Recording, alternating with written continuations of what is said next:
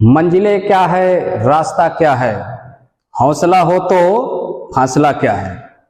आप सभी आर्मी की तैयारी करने वालों के लिए मैं आलोक उपाध्याय वीडीएफ परिवार में आप सभी का हार्दिक अभिनंदन और स्वागत करते हैं। तो जो कि कल से पेपर स्टार्ट होने वाला है 17 अप्रैल को, तो आप लोग को पहले से हार्दिक शुभकामनाएं। जिसका जिसका पेपर शुरू होने वाला है, आप लोग तैयारी में लगे हैं। आप अपने को पूरा कॉन्फिडेंस के साथ जाइए पेपर में और अच्छा स्कोर करेंगे। और इसी के साथ हम लोग कुछ हर सब्जेक्ट का कुछ ना कुछ चल रहा है, तो हमारा मैथ का और मैथ की दुनिया में कुछ आपके इंपॉर्टेंट प्रश्न जो कि एग्जाम में देखने को मिल सकते हैं, ये हम लोगों का पूरा प्रयास है। तो आज से शुरू हो रहा है सेशन। तो सेशन का मतलब है कि जो मोस्ट इंपॉर्टेंट प्रश्न है उसके बारे में कुछ आपको बताने चल रहे हैं। आप देख के जाएं तो फायदा जरूर मिलेगा। सिंप्लीफिकेशन से शुरू करते हैं। कुछ चीजें हैं कि सिंप्लीफिकेशन से और सारे प्रश्न आते जाएंगे आपके सामने। तो सिंप्लीफिकेशन में सबसे पहला क्वेश्चन हम लेने चल रहे हैं 6.5 इंटू 0.5 इंटू 2 माइनस 4.5 का रिजल्ट क्या होगा। तो जैसा कि सभी लोग जानते होंगे, इसके बारे में ये दशमलव का गुणा भाग है। ओके, अब दशमलव का है, इसमें गुणा मल्टीप्लाई है और माइनस करना है। तो सबसे पहले इसका क्या करना है, सभी का गुणा कर दीजिए, उसके बाद माइनस 4.5 करना है। तो आइए इसमें देखते हैं कि कौन सा क्वेश्चन इसका आंसर होगा। 6.5 में आप देखें तो 6.5 इंटू 0.5 इंटू 2 है। तो सबसे पहले आप क्या करें, इसको या तो कुछ दिमाग का यूज कर सकते हैं आप कि 6.5 है, ठीक है, इंटू 0.5 को हम लिख सकते हैं 1/2 लिख सकते हैं, और यहाँ है 2, तो 2 क्या हो जाएगा, कैंसिल आउट हो जाएगा। तो यहाँ बचेगा 6.5 और ये जो माइनस है माइनस 4.5, तो आपका रिजल्ट तुरंत मिल जाएगा 2। कितना रिजल्ट हो रहा है, 2। तो ये आपका आंसर जाता है ए की तरफ, आपका सॉल्व हो जाएगा प्रॉब्लम। तो इसको एक तरीका ये है। अदरवाइज आप दूसरे तरीके से भी कर सकते हैं कि 6.5 और गुणे 2। तो सबको पहले आप दशमलव को भूल कर आप इसका मल्टीप्लाई करें। जैसे इसको कर लीजिए 65 गुणे 5 गुणे 2, तो 65 5 गुणे 2, तो ये हो जाएगा कितना, 10। 10 का गुणा 65 इंटू 10 करेंगे तो ये आ जाएगा 650। 650 है, लेकिन हमारा था दशमलव का मल्टीप्लाई, तो एक अंक पे इधर दशमलव है, एक अंक पे इधर दशमलव है, तो मल्टीप्लाई है तो 2 अंक पे दशमलव। जो इसका रिजल्ट आया है, इसके दाएं से 2 अंक चलकर दशमलव लगा दीजिए, तो इसका रिजल्ट टोटल मिल गया आपको 6.5, और ये माइनस 4.5 करना है तो आपका रिजल्ट आएगा 2। तो ये आपका सोल्यूशन है। यानी पहले आपको दशमलव का गुणा करना है, तो दशमलव को आप भूल जाएं और दशमलव को भूलने के बाद आप उसका मल्टीप्लाई करें। और मल्टीप्लाई वाले कंडीशन में दशमलव को आप देखें कितने डिजिट पे लगा है, और डिजिट पे लगा है उतने आप अंक दाएं से चलकर दशमलव लगा दीजिए, तो ये आपका मल्टीप्लाई हो जाएगा। जैसे अगर आपसे कहा जाए 0.5 इंटू 0.3, इसका मल्टीप्लिकेशन क्या होगा, तो आप इसके दशमलव को भूल जाएं, तो 5 गुणे 3 बराबर कितना, 15, और 15 हो जाएगा। तो एक अंक पे इधर दशमलव है, एक अंक पे इधर, तो 2 अंक पे इधर से चल के 2 अंक पे दशमलव लगाए, तो ये 0.15 इसका रिजल्ट हो जाएगा। तो इस तरीके से हम प्रॉब्लम को सॉल्व करेंगे। दशमलव का गुणा भाग इस तरीके से किया जाना है। तो चलिए आगे की तरफ, पहला इसका आंसर क्या है, 2। आइए दूसरे की तरफ चलते हैं, दूसरे क्वेश्चन लेते हैं। इसमें है आपका ये क्वेश्चन वर्गमूल में, ये है स्क्वायर रूट निकालना है। करड़ी में 0.000841 का मान क्या होगा, यानी इसका स्क्वायर रूट निकालना है, वर्गमूल निकालना है। क्या निकालना है, वर्गमूल निकालना है। तो वर्गमूल के लिए आप सबसे पहले जो परफेक्ट स्क्वायर है जिसका, उसका आप निकालना जानते होंगे। जैसे अगर 841 है, इसका वर्गमूल अगर निकालने के लिए बात किया जाए तो आप कहेंगे इसका वर्गमूल होता है 29 होता है। ऐसे ही आप जब इसका वर्गमूल निकालना जानते हैं तो कुछ डाटा ऐसा होता है जो आपके लिए हेल्पफुल होगा। अब इसमें देखिए, दशमलव का है संख्या और उसका वर्गमूल निकालना है, तो उस कंडीशन में आप देखें 1 अंक, 2 अंक, 3 अंक, 4 अंक, 5 अंक, 6 अंक। अगर दशमलव किसमें लगा हो, दशमलव अगर लगा हो सम संख्याओं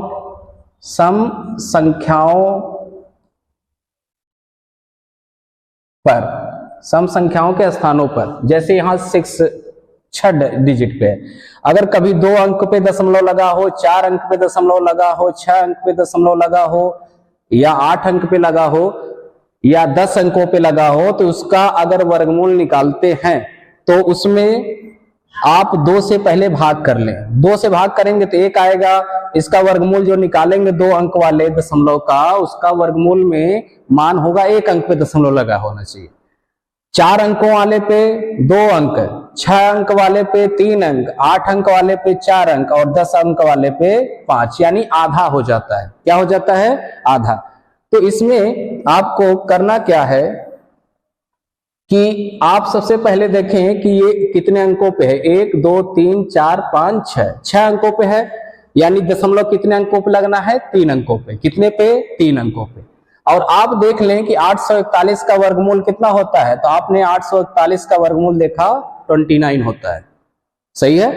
841 का स्क्वायर रूट कितना होता है, तो आप कहेंगे 29 है, तो ये इसका 29 होगा। अब 6 अंकों पे दशमलव है, तो आप इसका आंसर लगाएंगे 1 अंक, 2 अंक और ये 3 अंक। 3 अंक के बाद आपको दशमलव लगाना है, तो ये रिजल्ट मिलेगा 0.029। तो इसका रिजल्ट जाता है किस तरफ? बी की तरफ। किस तरफ? बी की तरफ। ये सेकंड क्वेश्चन आपके सामने था। कभी भी अगर इस तरीके से प्रश्न आए, सपोज दैट कि अगर 0.09 है, इसका वर्गमूल निकालना है तो 2 अंकों पे दशमलव है, तो इसका रिजल्ट होगा 1 अंक पे दशमलव लगना है। 9 का वर्गमूल कितना? 3, तो 0.3, यानी इसका वर्गमूल 0.3 होगा।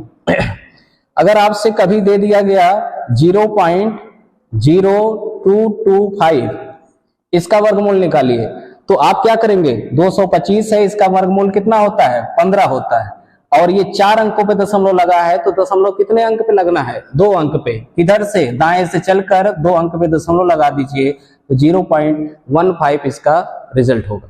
इस तरीके से आपको बना लेना है, तो घबराइए की बात नहीं है। अगर 4 यहाँ पे कितने 6 अंक पे है, तो 3 अंक पे दशमलव लगना था, और इसमें ऑप्शन में है 3 अंक पे यहाँ पे, तो ये आपका करेक्ट आंसर हो जाएगा। ओके। तो इसी तरीके से आगे बढ़ते हैं और क्वेश्चन नेक्स्ट लेते हैं। ये आ गया वर्गमूल। अब आपको पता होना चाहिए कम से कम 1 से 50 तक का वर्ग, कम से कम आप सभी को याद होना चाहिए, कम से कम 50 तक। इसके अलावा आपको यहां पे देखिए वर्गमूल निकालना है, तो वर्गमूल निकालना है किसका? करड़ी में 1225 और प्लस करड़ी में 1024। तो यहां पे इसका वर्गमूल निकालकर और इसका वर्गमूल निकालकर आपस में जोड़ देना है।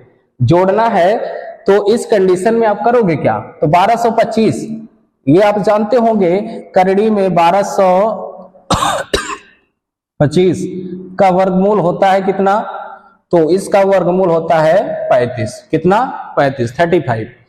और 1225 का वर्गमूल 35, यानी 35 का स्क्वायर 1225, तो 1225 का वर्गमूल 35। इसी तरीके से 1024, इसका वर्गमूल देखेंगे तो आएगा ये 32। ये आपको याद होना चाहिए। कंपटीशन में ये सब चीजें आपके लिए, ये 35 प्लस ये 32, तो दोनों मिला के कितना हो जाएगा? 67। ये आपका रिजल्ट हो जाएगा सी ऑप्शन। कौन सा रिजल्ट है? C option. ठीक है। इस तरीके से आपको कम से कम स्क्वायर याद होना चाहिए। मान लीजिए कि 11 का स्क्वायर सभी को पता है 121, 12 का स्क्वायर है 144, 13 का स्क्वायर है 169। ऐसे किसी संख्या के अगर इकाई अंक पे स्क्वायर है, जैसे किसी संख्या के इकाई अंक पे 5 है, किसी संख्या के इकाई अंक पे 5 है, उसका अगर स्क्वायर निकालना है तो बहुत ही आसान है। 5 है तो 5 का स्क्वायर 25, और जो दहाई के अंक पे हो यानी जो अगली संख्या हो उससे एक बढ़ाकर आप आपस में मल्टीप्लाई करें। 3 गुणे 4 तो 3 चौक 12, तो ये 1225 इसका वर्ग होता है। जैसे अगर 85 का स्क्वायर पूछा जाए कभी, 85 का स्क्वायर 5 पचे 25 और 8 से 1 ज्यादा तो 8 9 72, 7225 ये आंसर हो जाता है। तो इस तरीके से इस प्रश्न को सॉल्व करना था कि आपको स्क्वायर रूट पता होना चाहिए। स्क्वायर रूट 1225 का स्क्वायर रूट होता है 35 और 1024 का होता है 32, दोनों को आपस में जोड़ दिया तो 67। अगर यही बाई द वे माइनस होता, क्या होता, माइनस, अगर माइनस होता तो 35 माइनस 32 यानी आपका रिजल्ट 3 आ जाता। तो इस तरीके से आगे बढ़ते हैं, नेक्स्ट क्वेश्चन लेते हैं। यह है घनमूल का प्रश्न। घनमूल यानी 3 का पेयर बनाना होता है। जैसे 8 का घनमूल, 8 का घनमूल तो आप कहेंगे 2। अगर आपसे कहा जाए कि ये बताइए 27 का घनमूल तो आप कहेंगे 3। ऐसे है 64 का घनमूल तो आप कहेंगे 4। इस तरीके से आपको कम से कम 15 तक का क्यूब याद होना चाहिए। तो 15 तक का क्यूब होगा तो ये आप देखेंगे 1331 है। और वैसे भी इसमें रिजल्ट जो आएगा, या तो देखिए अगर क्यूब करेंगे किसी का तो 3 त्रिका 9 त्रिक 27 तो इकाई अंक पे 7 आता है इसके, तो ये तो ऑप्शन गलत है। 12 का अगर करेंगे तो इकाई अंक पे 2 गुणे 2 गुणे 2 करेंगे तो इकाई अंक पे इसके 8 आएगा, तो ये भी ऑप्शन गलत है। 2 ऑप्शन ये गलत हो गए। रहा 9 का क्यूब जो करते हैं तो 9 गुणे 9 गुणे 9 करेंगे अगर, तो ये आ जाएगा आपका कितना 729। तो 729 तो ये भी इकाई अंक 1 आया। तो इस वजह से इकाई अंक अगर 1 है, अगर क्यूब है किसी संख्या में इकाई अंक पर अगर 1 है तो उसका जो क्यूब किया जाता है तो उसका क्यूब रूट निकाला जाता है, तो उसके इकाई अंक पे 1 ही होना चाहिए, तब जाके ये क्लियर होगा। तो ऑप्शन के थ्रू देखा जाए तो 11, और 11 का क्यूब जो होता है वह 1331 होता है। कितना होता है? 1331। ऐसे 10 का क्यूब 1000, 9 का क्यूब तो 729, 8 का क्यूब तो 512, और 7 का क्यूब तो 343, और 6 का क्यूब 216, 5 का क्यूब 125। ये सभी आपको कम से कम याद होना चाहिए इसके साथ, ठीक है। तो आगे चलिए नेक्स्ट क्वेश्चन पे देखते हैं। तो यानी इसका ऑप्शन क्या है? 1331 का घनमूल होता है क्या? 11। तो आगे चले और नेक्स्ट क्वेश्चन की तरफ बात करें हम लोग। तो 0.09 का वर्गमूल, ठीक है, ये 0.09 का वर्गमूल निकालना हमको। कितने? 0.09 नहीं है, 0.9 है, इसका वर्गमूल चाहिए। और इस प्रश्न में कम से कम 90% लोग गलतियां करते हैं। 90% लोग तुरंत इसका रिजल्ट बताते हैं कि इसका तो रिजल्ट भैया 0.3 है, 0.3 है। तो क्या सही है आप कह रहे हैं? क्योंकि अगर ये 0.9 का वर्गमूल 0.3 है तो 0.3 का 2 बार मल्टीप्लाई करोगे बेटा तो क्या 0.9 मिल रहा है? नहीं मिल रहा है। नहीं मिल रहा है तो फिर सही कैसे हो गया? तो इसका रिजल्ट तो आता है 3 त्रिका 9 और 1 अंक पे इधर 1 अंक पे इधर, तो 2 अंक पे दशमलव लगेगा ना, तो 0.09। तो ये तो 0.3 है, ये तो 0.9 का वर्गमूल 0.3 होता है। तो ये 0.9 का क्या होता है? तो 0.9 का, अब देखिए 2 ऑप्शन तो ये गलत हो गए आपके, हाँ, और यहां पे है 0.941 है और यहां है 9.41, तो ऑप्शन कौन सा जाएगा? तो 9.41 तो हो ही नहीं सकता। क्यों नहीं हो सकता? क्योंकि ये दशमलव है और ये 9 9 81, सीधे सीधे 81 से तो ज्यादा जाना है। तो इस वजह से ये ऑप्शन भी गलत हो गया, तो ऑप्शन सी आपका सही हो जाएगा। यानी कभी भी अगर कहा जाए 0.9 का स्क्वायर रूट क्या होगा, तो याद रखिए 0.9 का 941 इसका स्क्वायर रूट होता है। ठीक है, कितना होगा 0.941। ऐसे ही कभी अगर आपसे कहा जाए 0.4 का स्क्वायर रूट, तो 0.4 का कभी मत बताइएगा 0.2, नहीं तो हो जाएगा गलत। ठीक है, तो इस तरीके से ध्यान देना है। हाँ, अगर यहीं पे होता 0.04 ये, तो इसका रिजल्ट आप बता सकते थे 0.2, तो ये सही होता। ठीक है, तो इन बातों का ध्यान दें। जब विषम संख्याओं पे दशमलव लगा हो तो उसका जो रिजल्ट होगा उसको बहुत सोच समझ के रखना पड़ता है। ठीक है, सम संख्याओं पे होगा तो जितने संख्या पे है उसका आधा। ठीक है, क्लियर है। तो 0.9 का वर्गमूल कितना होगा, 0.9 का वर्गमूल 0.941। ठीक है, तो याद रखिए बहुत काम की चीज है।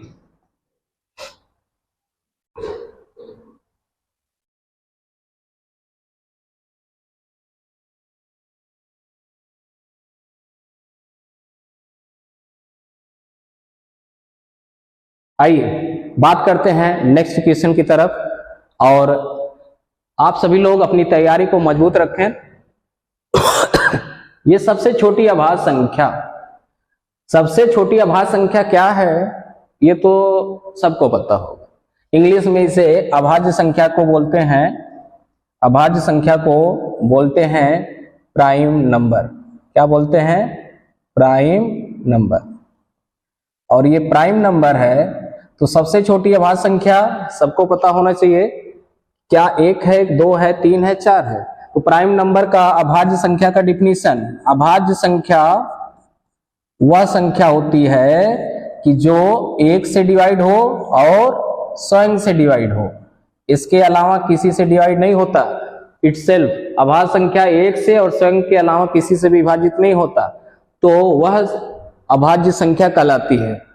तो इस कंडीशन में देखा जाए तो 1 हमारा सही ऑप्शन होना चाहिए, लेकिन बहुत लोग 1 मार देंगे, पता होते हुए भी कहेंगे वाह ये तो 1 से कट रहा है और स्वयं से कट रहा है, तो तुरंत आपको 1 नहीं, सबसे छोटी अभाज्य संख्या जब भी नाम ले तो आप हमेशा याद रखेंगे 2। सबसे छोटी अभाज्य संख्या 2 है, सबसे छोटी अभाज्य संख्या 2।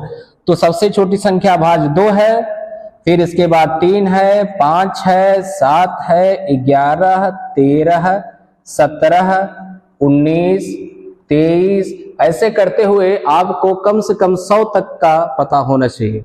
इससे प्रश्न औसत में भी आता है और योग भी आ जाता है। तो सबसे छोटी अभाज्य संख्या 2, सबसे छोटी अभाज्य संख्या 2, ये क्या है, सबसे छोटी प्राकृतिक संख्या है। ये सबसे छोटी प्राकृतिक संख्या, नेचुरल नंबर, सबसे छोटी नेचुरल नंबर यानी सबसे छोटी प्राकृतिक संख्या 1, सबसे छोटी प्राकृतिक 1। और ये क्या है 4, ये सबसे छोटी भाज्य संख्या है, कंपोजिट नंबर, ये सबसे छोटी भाज्य संख्या है 4। 4 क्या भैया, सबसे छोटी भाज्य संख्या। 1 क्या है, प्राकृतिक संख्या, सबसे छोटी प्राकृतिक संख्या क्या, 1। ये 1, 2 ऐसे सीरीज चले तो ये जो होता है प्राकृतिक संख्या। अगर कभी प्रश्न पूछ ले सबसे छोटी पूर्ण संख्या, सबसे छोटी पूर्ण संख्या वो होती है 0, सबसे छोटी पूर्ण संख्या भैया 0। तो इस तरीके से प्रश्न को आगे बढ़ाते हैं और आप इसको ध्यान रखें। सबसे छोटी अभाज्य संख्या, इसी को हिंदी में एक नाम और देता है रूढ़ संख्या। क्या कहता है, रूढ़ संख्या। तो रूढ़ संख्या भी यही है। ऋणात्तर अभाज्य संख्या ये भी यही है 2। तो अभाज्य संख्या से परिचित रहें, 2 हमेशा बताते रहें। ठीक है, आगे चले।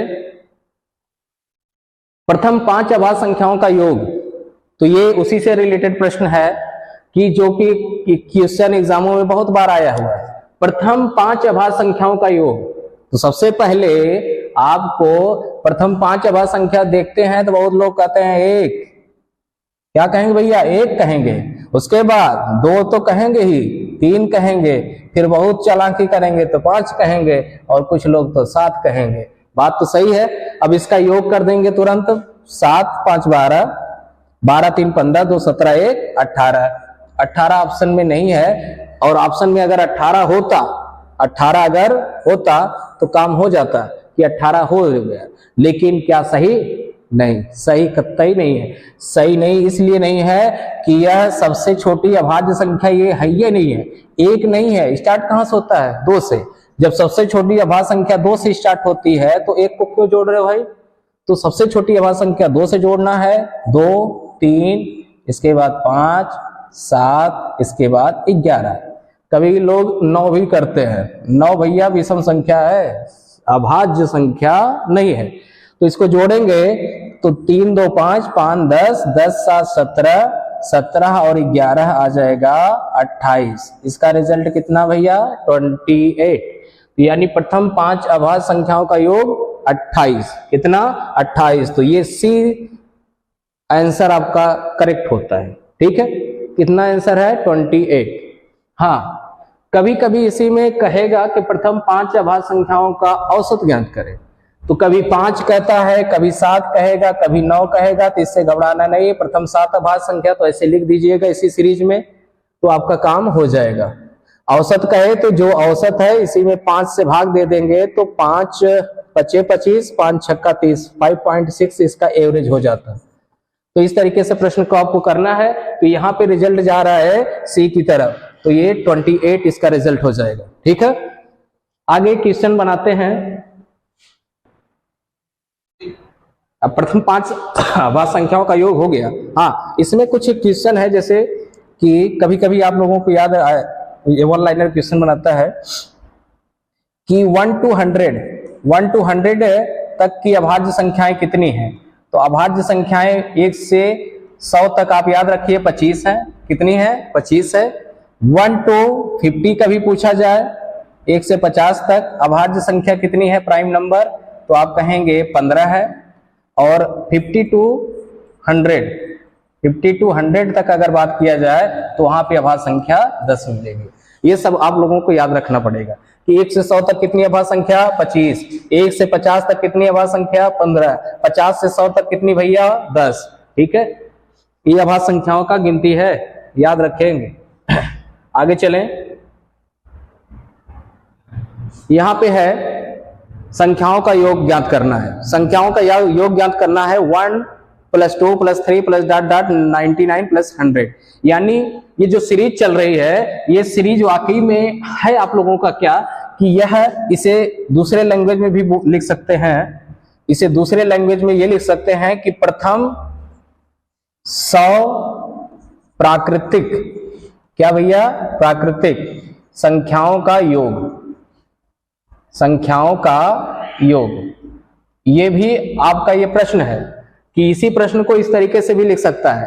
तो जितने तक है, अगर ये प्राकृतिक संख्याओं का योग का है, इसके लिए एक फार्मूला याद रखिए। जितनी संख्याएं हैं, 100 है तो 100 लिखे, गुणा 100 में 1 जोड़ दें। जितनी संख्याएं हैं उसमें कितना जोड़ना है? 1 जोड़ना है, तो कितना हो जाएगा? 101 भागे 2। और ये काट दीजिएगा महाराज, तो ये कट जाएगा, तो आप गुणा करेंगे 1 0 0 से, 0 0 रख दें, 5 51 में 5, 0 5 51 में 5, तो 5050 इसका रिजल्ट होगा। यानी यहाँ पे कौन सा ऑप्शन सही है?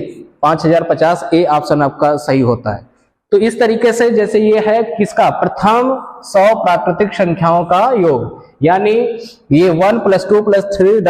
99 + 100। ऐसे अगर हमसे कह दिया जाए कि चलिए 1 2 + 3 प्लस आप बता दीजिए 30 तक का योग, तो 30 तक का योग ज्ञात करना है, तो आप क्या करना है? 30 लिखो भाई, 1 उससे बढ़ाओ 31 भागे 2, काट दीजिए 15, गुणा करेंगे तो 15 51 15, 15 3 45, 1 46, 465 इसका रिजल्ट होगा। तो इसमें आपको कोई दिक्कत नहीं, जितनी संख्याएं हैं उतना लिखो और उसमें एक जोड़कर डिवाइड बाई 2, यानी इस फार्मूले को बना सकते हैं। कभी कभी फार्मूला भी पूछा जाता है, n + 1 बटे में 2।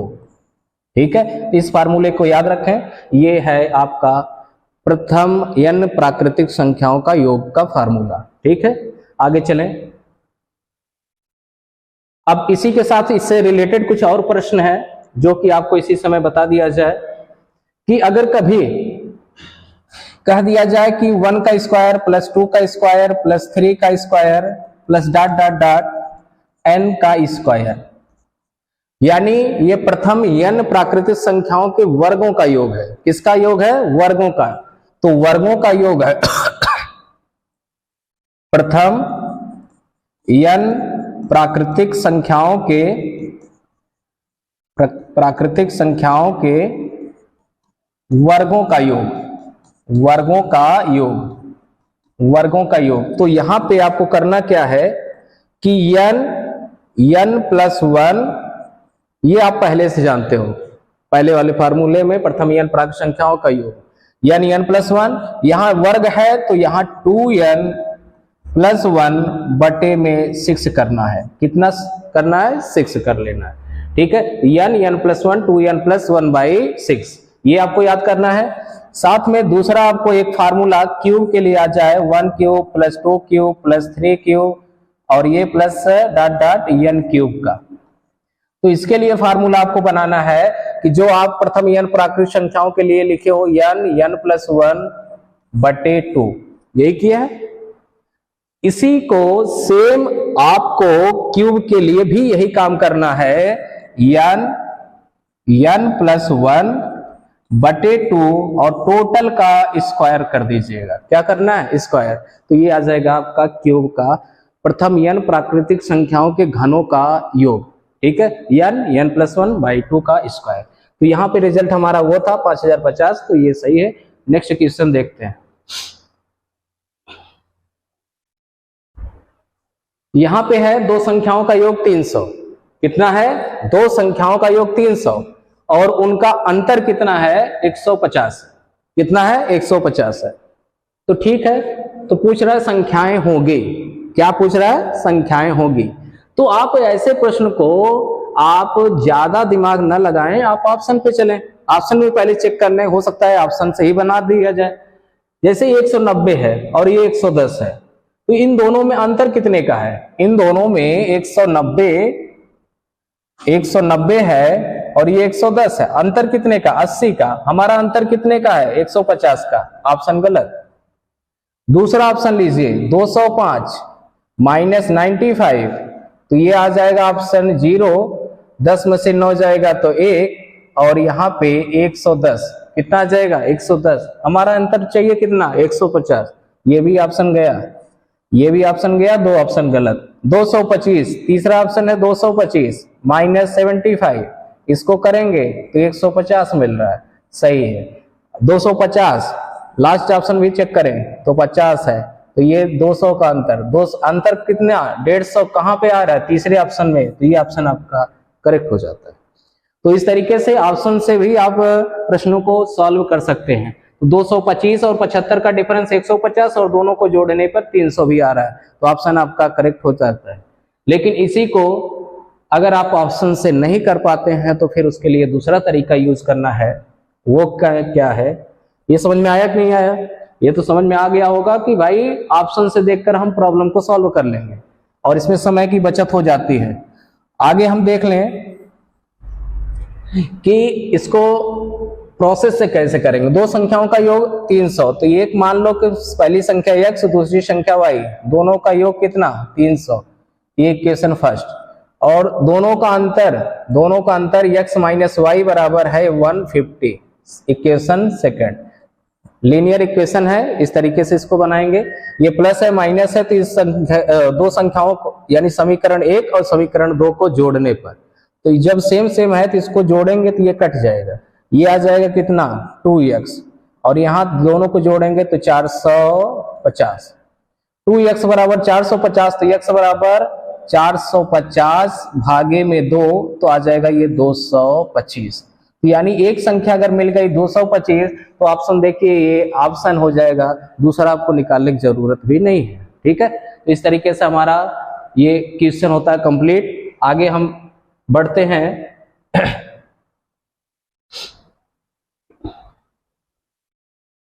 ये है विभाज्यता के नियम से कि यह है कि 6, 8, 4 x और 4, यदि यह संख्या 9 से क्या है? विभाज्य है, तो x का मान होगा। यानी यहां पे x के प्लेस पे क्या ऐसा वैल्यू हो कि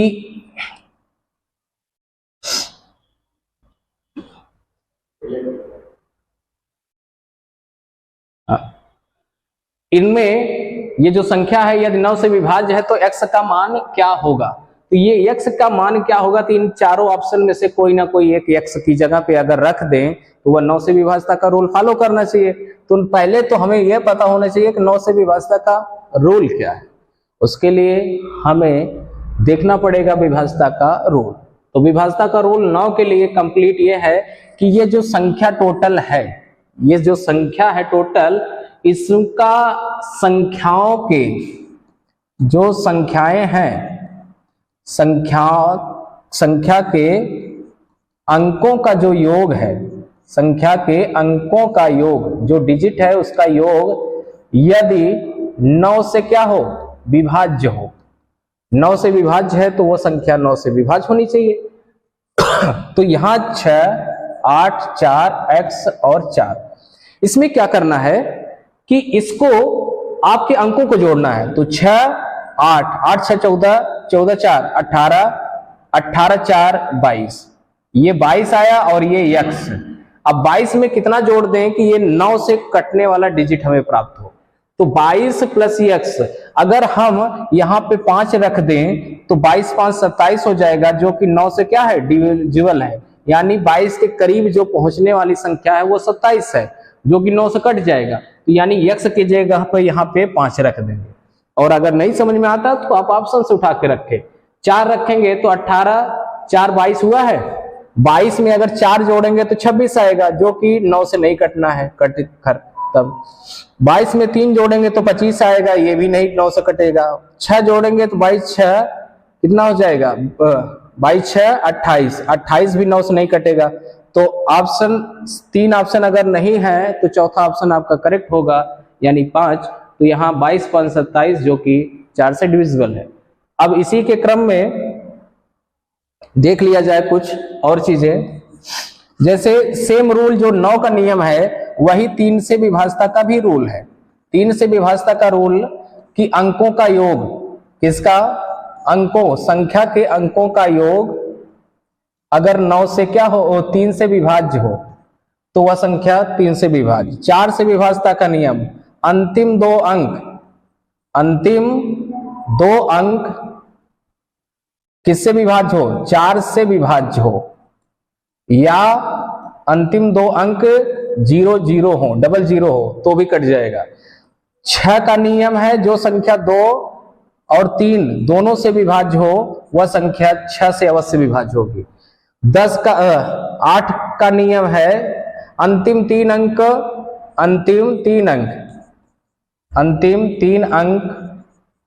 यदि अंतिम 3 अंक क्या हो, यदि अंतिम 3 अंक 8 से विभाज्य हो, किससे विभाज्य हो, 8 से विभाज्य हो तो वह संख्या 8 से अवश्य विभाज्य होगी। 9 के लिए अंकों का योग क्या होना चाहिए, अंकों का योग यह 9 से विभाज्य होना चाहिए। तो ये आंसर हो जाएगा। 11 का विभाज्यता का नियम सबसे महत्वपूर्ण है, जो कि आगे हम बताएं।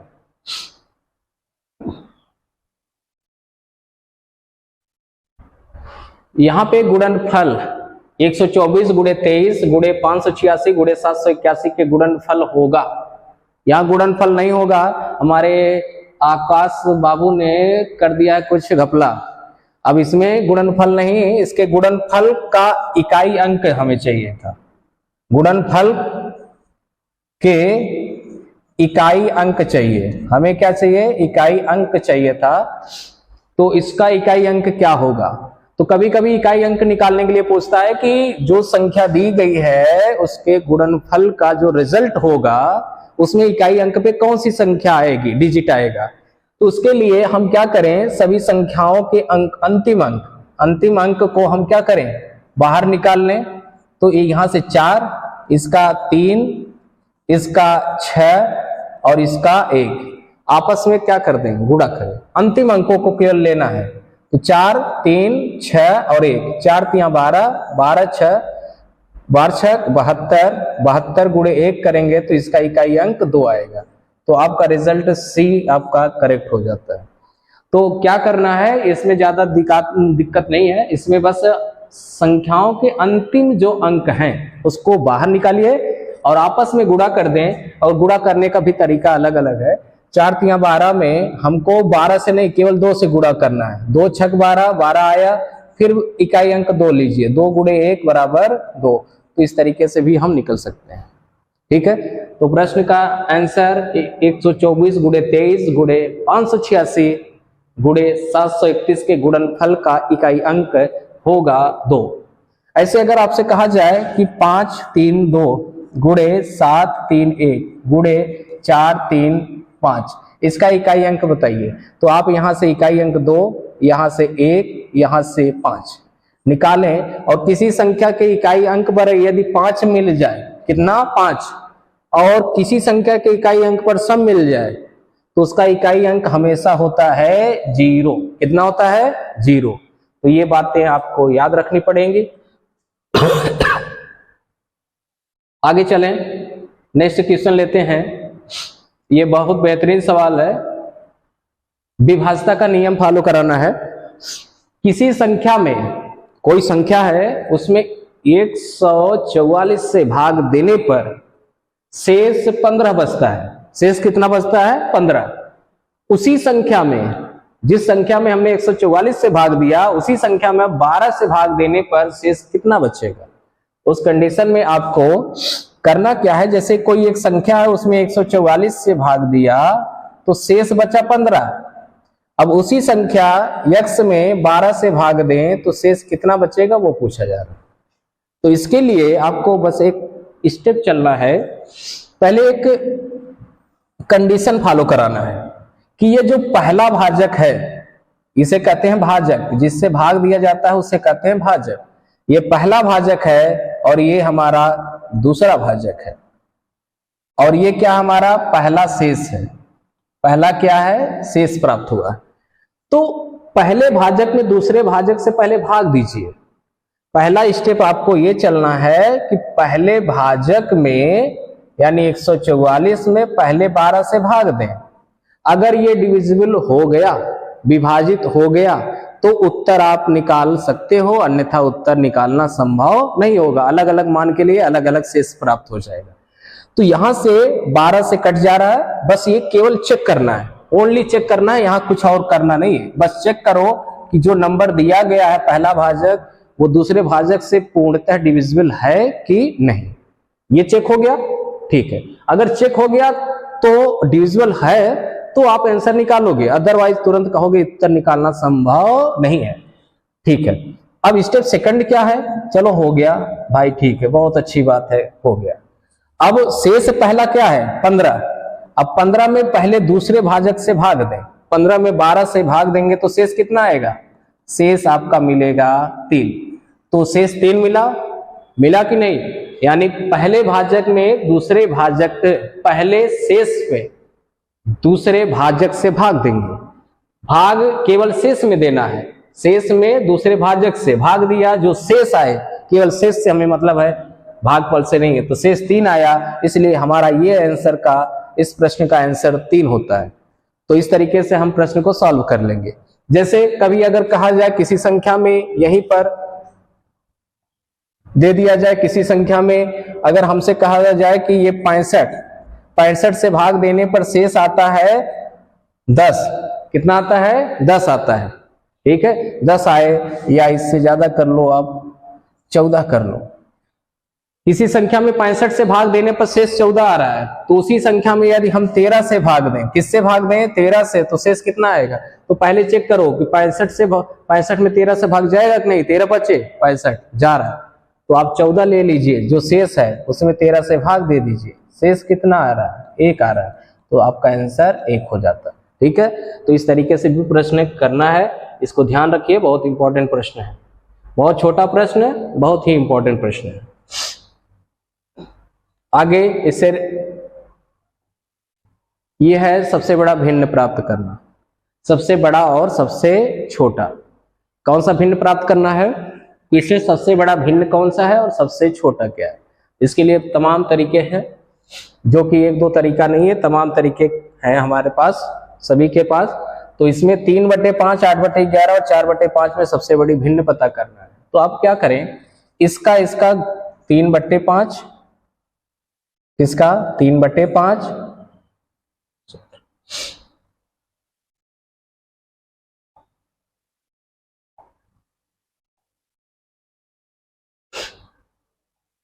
ये जो 3/5 है, 8/11 है और 4/5 है, इसमें बड़ी भिन्न पता करना है। तो हमें दो दो को लेकर पहले पता करो इन दोनों में कौन सी भिन्न बड़ी है। इन दोनों में तो 11 3 33 क्रॉस मल्टीप्लाई करा के, छोटे डाटा के लिए क्रॉस मल्टीप्लाई करा ले, सबसे बेटर है। 11 3 33, 8 पंचे 40। तो जो जिसके नीचे आ रहा है उसका गुणा करिए, इधर इसका गुणा करके इधर रखना है, इसका गुणा करके इधर। तो दोनों में बड़ा कौन आया? 8/11। 8/11 आया और नेक्स्ट है 4/5। इन दोनों का आपस में गुणा करें तो 8 पंचे 40 और 11 चौ 44। तो ये इन दोनों में बड़ा कौन आया? 4/5। कौन? 4/5। तो सबसे बड़ी भिन्न कौन सी हो गई? 4/5। यानी जब बड़ा पता करना हो तो छोटे को छोड़ते जाइए, बड़े को लेते जाइए और क्रॉस मल्टीप्लाई करके आप निकाल सकते हैं। यही अगर छोटा पूछा होता तो छोटे को लेते चलते, बड़े को छोड़ते जाते। जैसे इसी सवाल में 3/5, 8/11 और 4/5, इसमें छोटा भिन्न पता करना होता तो क्या करते? इसका गुणा किया, 11 3 33, 8 पंचे 40। तो छोटा कौन? ये, इसको लीजिए, इसको लीजिए। तो 3/5 जो बची संख्या है 4/5, इसका गुणा करें, 5 3 15 और 4 5 20। तो छोटा कौन? 3/5। यानी ये सबसे छोटा हो जाता है। तो इस तरीके से हम छोटे बड़े में पहचान कर सकते हैं और भिन्नों में ये अक्सर आता जाता रहता है। तो नेक्स्ट क्वेश्चन ले, अवरोही क्रम में बताना है। अब ये अवरोही क्रम, कौन सा क्रम भैया? अवरोही। भिन्नों को अवरोही क्रम, आरोही क्रम में लिखना। तो अवरोही में ये देखिए 4 अक्षर हैं बड़े बड़े। तो सबसे पहले इसमें सबसे बड़ी संख्या आती है, इसके बाद उससे छोटी, उसके बाद उससे छोटी और लास्ट में सबसे छोटी। यानी ये होता है बड़े से छोटे की तरफ। क्या होता है? ये क्रम होता है डिसेंडिंग ऑर्डर। कौन सा ऑर्डर? Descending order. इसे अवरोही क्रम कहते हैं। और जो सबसे पहले छोटा हो, फिर उससे बड़ा, फिर उससे बड़ा और लास्ट में सबसे बड़ा, तो ये जो क्रम होता है इसे आरोही क्रम कहते हैं। आरोही का मतलब है असेंडिंग ऑर्डर। ठीक है, तो पहले दो तो पता होना चाहिए, अवरोही और आरोही किसे कहते हैं। अवरोही में सबसे बड़ी संख्या पहले और सबसे छोटी सबसे लास्ट में। किसमें? अवरोही में। आरोही में क्या करते हैं? सबसे छोटी पहले और सबसे बड़ी बाद में। जो प्रेयर होता है, प्रार्थना होता है, जो उसमें लड़के छात्र खड़े होते हैं तो वो इस क्रम में खड़े होते हैं, आरोही क्रम में। छोटा लड़का पहले खड़ा होगा, बड़ा लड़का सबसे बाद में। ऐसे ही अवरोही में यानी सबसे बड़ी संख्या पहले लिखना है और सबसे छोटी बाद में। ठीक है, तो इसी क्रम में इसको बनाते हैं हम लोग कि पहले ये पता करें कि कौन बड़ी कौन छोटी। 11/12 और 15/19। इसमें डिफरेंस से भी देख के पता चल सकता है कि बड़ी कौन है, छोटी कौन सा है। तो यहां पे हम पहले सबसे बड़ी पता करते हैं। तो 12 8 96 और 11 9 99। तो ये बड़ा, ये 96 आ रहा है और ये 99, तो ये बड़ा। अब इसमें दोनों देखें, 19 × 11 तो आ जाएगा ये 19 × 11 तो 209 और ये 15 बरहिया में 180। तो ये बड़ा सबसे है, तो 11/12। यहाँ पे ऑप्शन में देखिए 11/12 कहाँ है? 11/12 ये दो ऑप्शनों में है। ठीक है, ये दोनों ऑप्शन तो तुरंत आपका कैंसिल हो गया कि ये दोनों ऑप्शन हमारे नहीं हो सकते। होंगे कौन से? सी या डी में। अब सी और डी में चेक करते हैं तो 11/12 तो पहले है, सही है, इसको छोड़ दीजिए।